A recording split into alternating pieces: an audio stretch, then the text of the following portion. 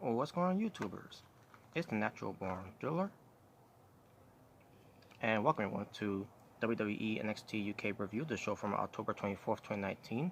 They were at Birdwoods, England, which I'm assuming that was the last time they were at as well, from my last coverage of NXT UK review. Your commentators, Tom Phillips and Nigel McGuinness, which probably I forgot to mention that too, by the way, on the last edition of it. Tom Phillips and Nigel McGuinness were commentators. So yeah, this show itself, let's get to it. Because I got a lot of catch up to do what pertains to more of these contents on YouTube I need to do to move forward. So there we go. But before I do, just a little note what pertains to Dragunov. Now I didn't go full details of it, but I'm gonna go a little more details of it what pertains to what's going on with Dragunov and NXT UK, what pertains to the other storylines and all that with Imperium. Now, in a way that Alexander Wolf is interested to recruit Dragunov. Now, I don't know what's been going on with NXT UK during that. NXT UK during that time. But I haven't been watching lately. But when I get a chance to watch some of them and do like something to do for these reviews on here, it will come to its conclusion of it. What's going on with Dragunov? Is he has to be part of Imperium or not? Now, I think Imperium is fine with just 4 guys in the group, but I don't know. Maybe a 5th guy could help out as well, but at the same time, there's no need for a 5th guy to be a part of Imperium. They're fine the way they are, just the way it is. Just don't need to add no more in there, unless they want a manager role in Imperium. Maybe that'd be nice, but at the same time, who could fit that role though, of being a manager? But I digress. But besides that, that's what's going on with Dragunov and all that. More of it will come up to it once I get to that point. But anyways, so the show itself, we get Gallus coming out.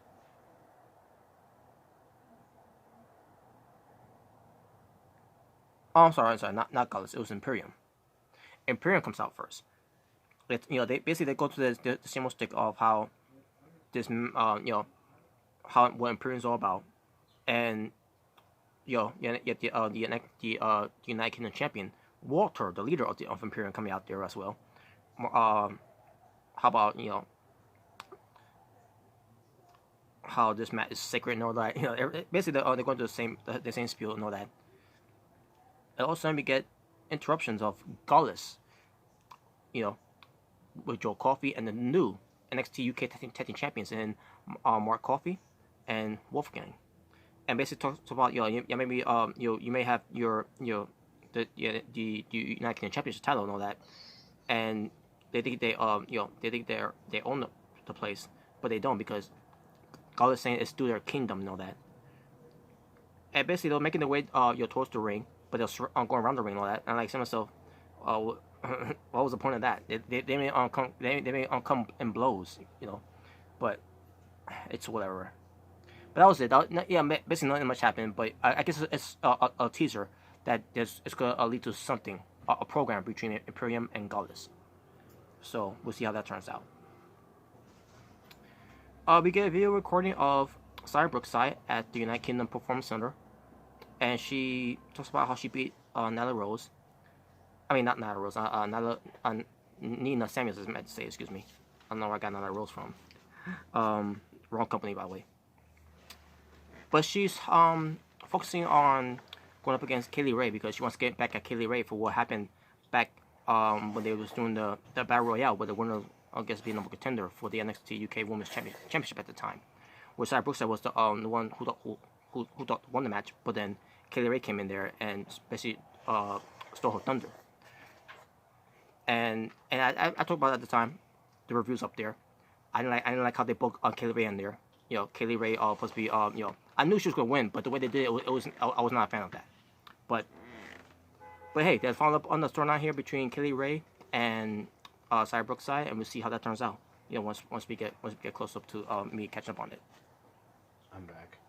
Oliver Carter and Aston Smith versus the grizzled young veterans and Zach Gibson and James Drake. Check for update. So the match happens. Ends up being pretty good, but the grizzled young veterans ends up winning the match with the Take It to Mayhem onto Ashton Smith. Whoop! There you go.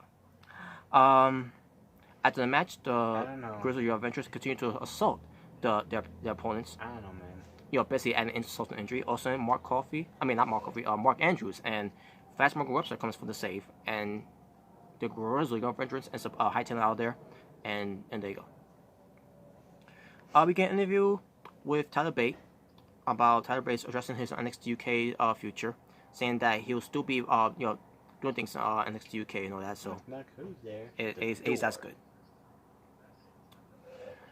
We can see the Grizzly Young Veterans backstage, and they run into Gallus, and basically told Gallus that they're gonna be up in line, for the NXT UK Tag Team Championships. So there you go. Because what pertains to them, losing the belts, they want to get a shot of it again, since Mark Andrews and Flag Morgan Webster are no longer tag team champions. Now it's Mark Coffey and Wolfgang of Gallus are the new tag team champions. We get a match between Ligero versus Travis Banks. A great match. But unfortunately it ended by a double pinfall. With both men's shoulders were down for the pin. And it's going to probably lead to more series of matches between these two. Which it'll be fine. I thought those matches was great. So I want to see more of these series, these matches between these two. And hopefully it'll be a payoff, an endgame for whoever wins. I want to see why people say their one's terrible. We see a video vignette of Jordan Devlin and Dave Mastiff, a feud that's starting at NXT UK, and can't wait to see how that turns out too once I get close to it. People be hating on Borderlands 3, saying it's terrible and everything. I want to know, why is it terrible? We get a video package of A-Kid, and that's it. That's his name, A-Kid. I seen video of highlights of him. A-Kid. He's not a UK wrestler. He's actually I think he's a Mexican wrestler, if I'm not mistaken. He's being portrayed as a luchador, and based on how I see his performance, all the highlights I've seen, he's like an AJ Styles. He's just like an AJ Styles, what pertains to the style of wrestling that he does. Impressive. So A-Kid is gonna be part of NXT UK, and we'll see how that turns out. And now we get to the main event. The culminating of this feud between Norman Dar versus Trent Seven ends up happening, and it ends up being a very good ruthless match between these two, where in the end it was Trent Seven getting the win with a Burning Hammer to get back at Norman Dar for all the other things that Norman Dar has been doing to annoy Trent Seven, and to also make his life a little hell for a little bit. Oh, so I'm gonna send you a picture. So yeah, it was a damn good match, and what way to close up on this show with Trent Seven. Having the fans, cheering very loudly for him, and what to do, and justice was served. I